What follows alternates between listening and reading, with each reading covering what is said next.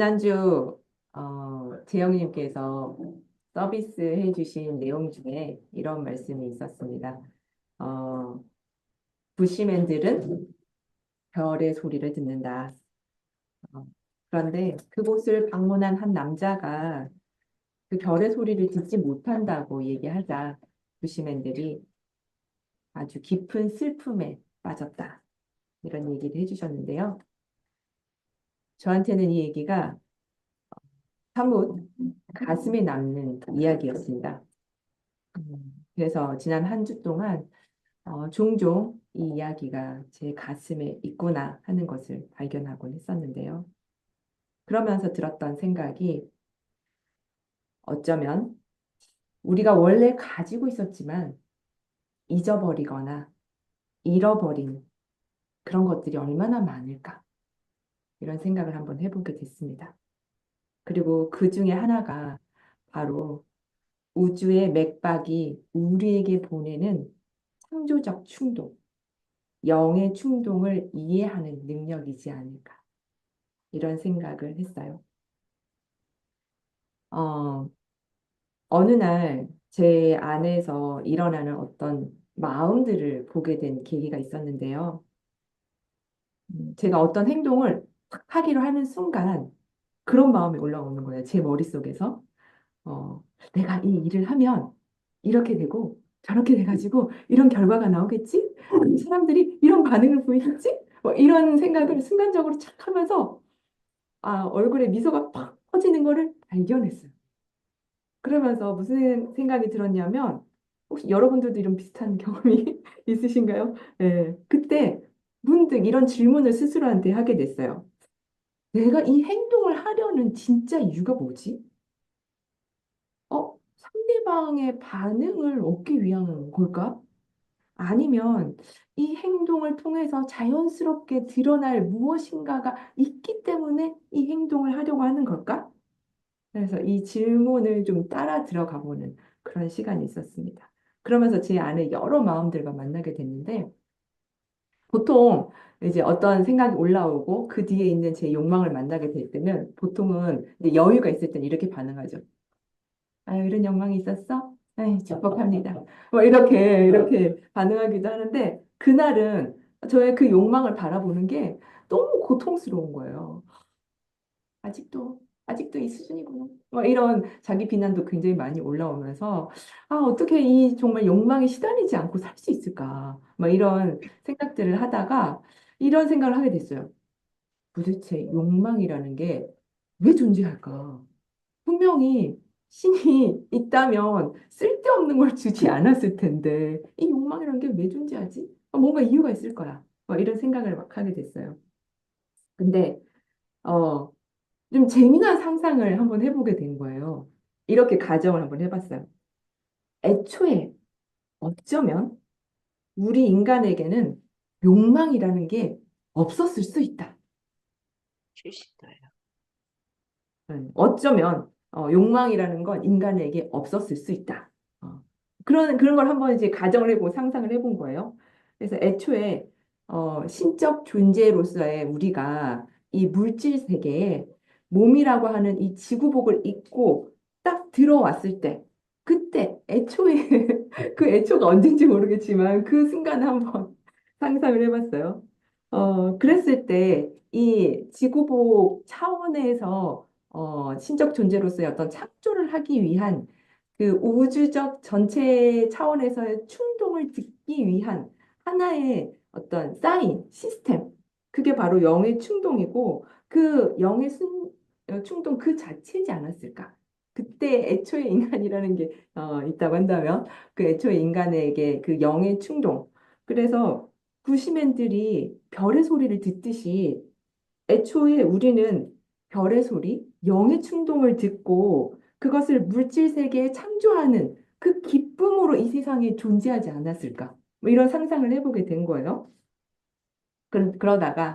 그러다가 이제 저의 이제 상상 속에서는 이런 생각들을 쭉 해봤어요. 근데 어떤 연유로 지구복을 입은 상태에서 이제 이 어떤 연유라고 하는 거는 우리 LTW 4단계에 가면 일부 배우긴 하잖아요.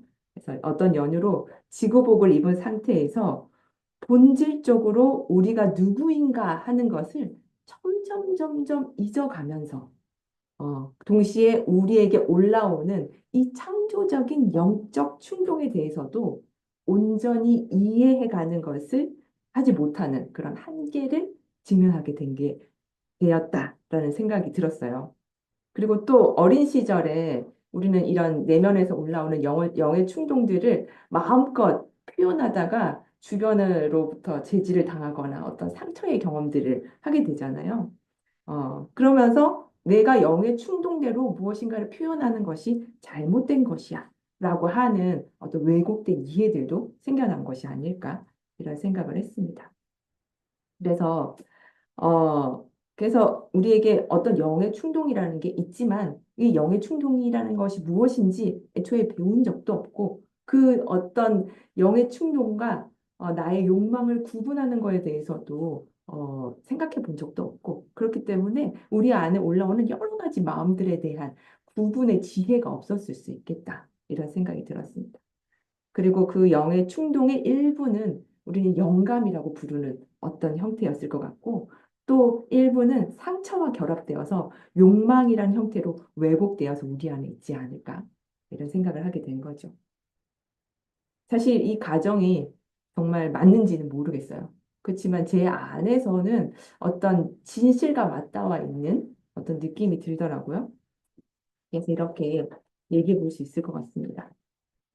욕망은 신성한 충동이 왜곡된 형태로 드러난 것이다. 욕망은 신성한 영의 충동이, 신성한 창조의 충동이 상처로 인해서 왜곡돼서 드러나는 것이다. 신의 위대함을 드러내기 위해서 우리에게 오는 영의 충동이, 이 창조적 충동이 결핍과 상처를 경험한 인간의 좁은 시야 속에서 이 결핍을 채우고 상처받은 것을 보상받기 위한 형태로 이걸 하면 내가 완벽해질 거야. 라는 그런 느낌에 따라서 해석되어지고 그런 행동을 하기 시작하는 것이다. 그래서 마치 이런 생각이 들었어요. 욕망이라는 것은 마치 유리 위에 덮여진 먼지와 같다.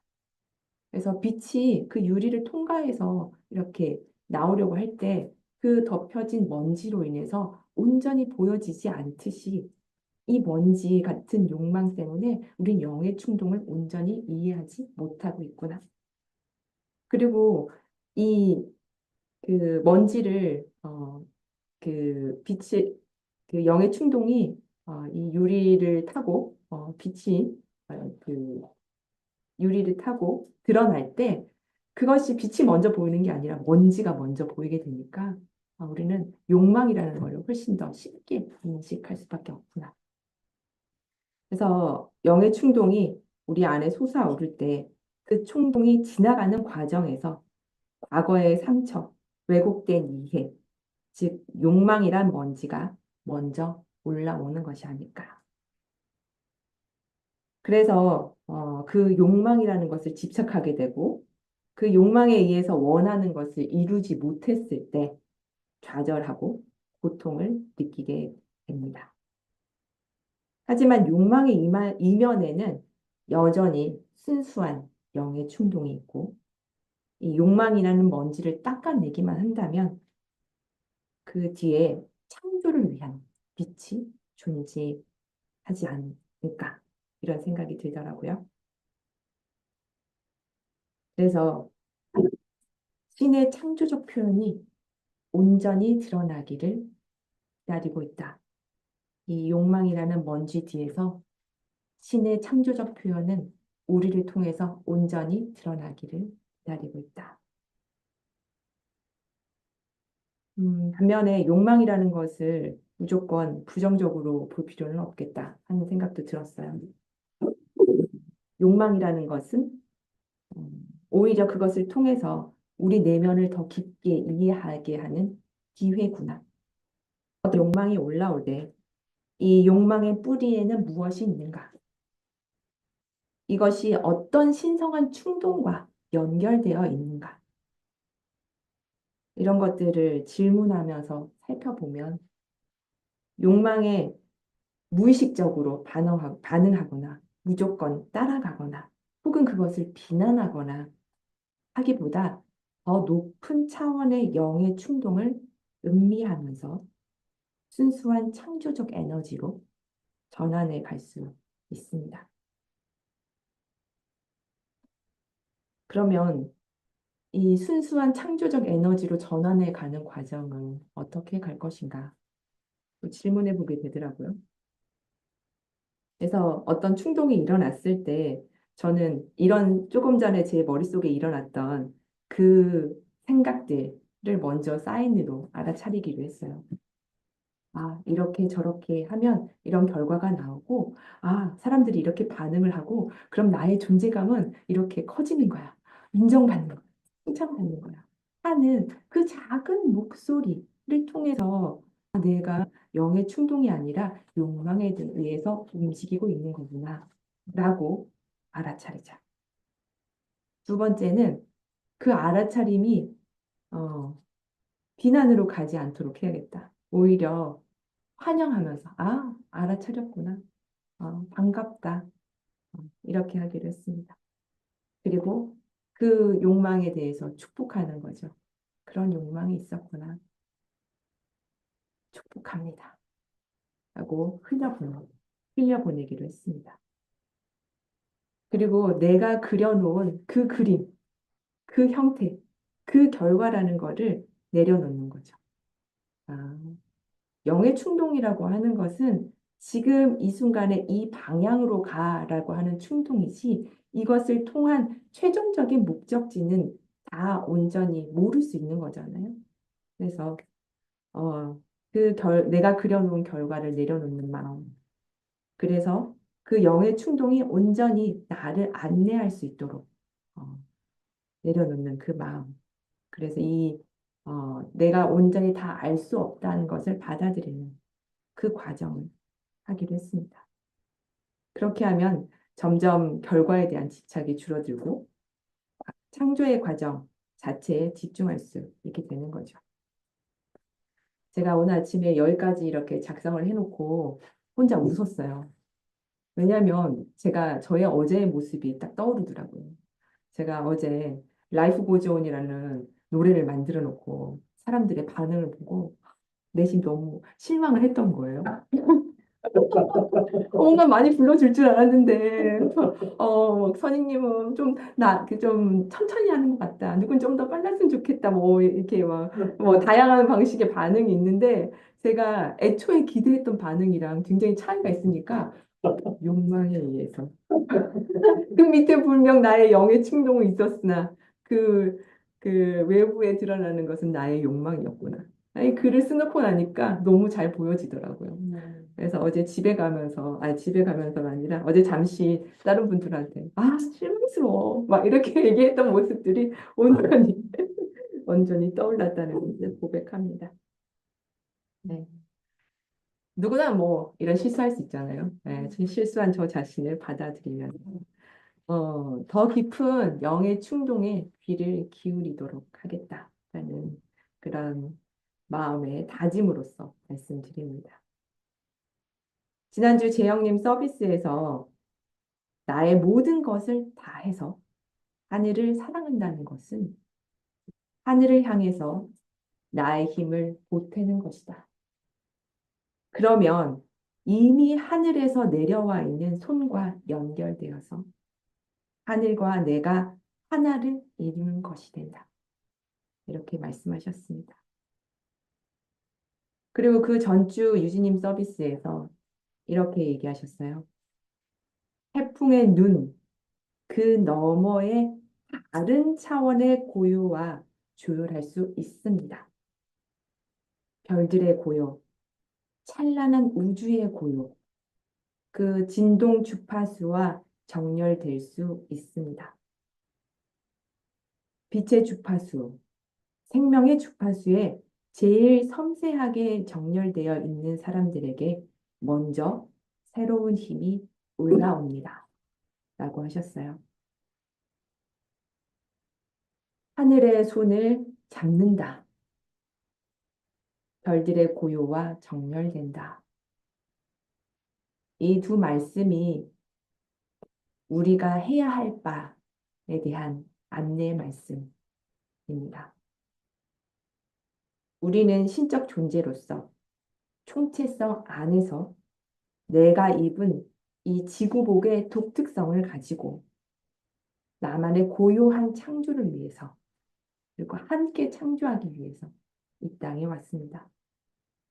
그리고 온전히 그 목적을 위해서 해야 할 것은 부시맨들이 별들의 소리를 듣듯이 우리도 우주의 맥박 그 안에 담긴 영의 충동을 올바로 듣는 것입니다.